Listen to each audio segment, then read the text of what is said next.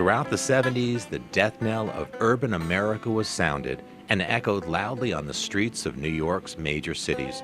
Inner city neighborhoods, hobbled by abandonment, poverty, and a vanishing tax base, were left to fend for themselves. But in communities across the state, a grassroots movement to preserve neighborhoods emerged. Residents met in church basements, around kitchen tables, or in school gyms, determined to take back their communities and control their destinies. What these groups lacked in sophistication, they made up in passion, and today their work is more important than ever. These neighborhood preservation companies continue to transform New York State from the grassroots up. I mean, in those days, it was, I would call it a war zone. Anybody who saw the Bronx's burning, that's what Southside was. And then there was no difference between the Bronx and Williamsburg in that case. Things were just happening unexpectedly. One day there was a beautiful building, the next day there was a fire and the whole building was demolished. And this was happening systematically all over the place. And what happened was that a lot of the families were so fearful they started to leave. At the time, the low-income neighborhoods of Troy were completely bombed out. There were blocks and blocks of vacant buildings. There were public auctions where buildings would be offered for $1 and not sell. There was never any question in my mind that if we pulled forces together and we worked collectively together, that we would be successful in being able to stabilize our community. The NPC program evolved out of the interaction with a lot of tenant groups, mostly in New York City, and United Tenants in Albany, and some neighborhood associations in other upstate cities, trying to address the problems of poor housing conditions, slums basically. And what we had in common was we needed money to do this with, and the hardest money to raise is the operating expenses and administrative expenses to run an operation. And so that's the genesis of what led to the neighborhood preservation program being conceived and written up and then ultimately passed in the legislature. I think the dramatic turnaround of the Bronx, like the dramatic turnaround of other urban centers, especially inner city communities, is due to the rolling up of sleeves of people in the community. It took the wisdom of creating legislation and some visionary leadership on the legislature's part to say, maybe we ought to do something about this.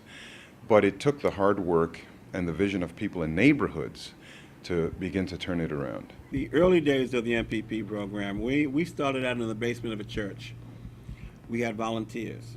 For instance, one of our pastors was involved with the Southern Baptists, and they would send up volunteers that would actually help us, okay, as we walked the streets, as we organized, as we began to identify buildings that had problems. Let me tell you, when we got that money, I mean, we were able to hire the professional staff of folks.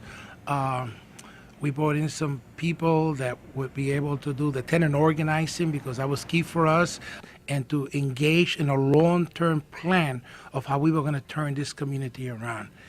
We're still here, and in great measure that we're still here because of the NPP program. I won't tell you the stories of how hand-to-mouth we were those first few years, but having a reasonable support income on a regular basis enabled us to deepen our roots in this community. I think the most important thing that NPCs have meant to the Bronx is it's survival. The Bronx would not have existed. It couldn't have survived if it hadn't been for community-based organizations on the ground, in the trenches, saving, preserving, building housing. In 1966, when we first opened our doors to meet the needs of the community, we were talking about economic development, the development of housing stock, all the essential services to be provided to the poorest congressional district in the nation. Today, that still exists.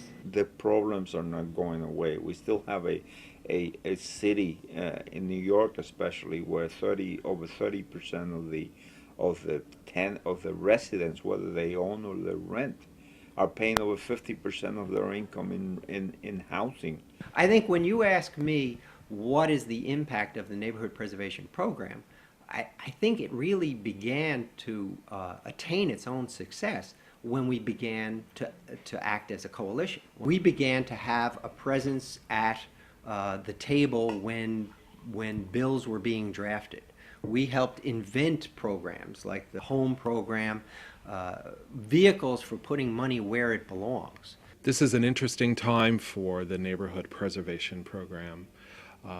We have been challenged to review and reform the neighborhood and the rural preservation programs, and we are taking the opportunity to participate with our strongest partner, the Division of Housing and Community Renewal, to take a look at the program, to see where it's been, where it is right now, and where it should be going for the next 30 years.